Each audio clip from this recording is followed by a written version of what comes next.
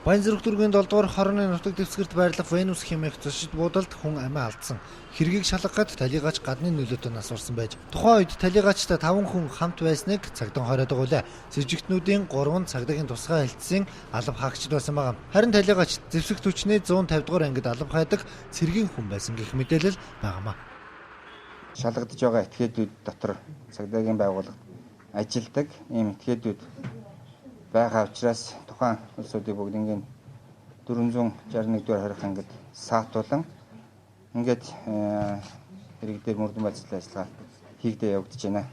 Цагдаагийн алба хаагч хүний амьд хүрч байгаа асуудал ойр орхон гарах болов. Ажил үүргээ гүйцэтгэж яваад биш зугаацж цэнгэж явахдаа хүний амьд хүрцгээв. Эдгээр гэмт хэрэгүүд цагдаагийн алба хаагчийн ёс зүй, сэтгэл зүйн бэлтгэл муу байгааг баталсан гэж харах хэсэг байна. Байгууллагт албанд томилогдсныхын дараад нь газар хэлцүүд байгаа сэтгэл зүйчнэр тухайн шинээр томилогдсон албаа хаагч нартай уулзаж энэ улсуудтай сэтгэл зүйн сорил болон бусад шалгалтуудыг байнгын хийгдэж ажилладаг юм.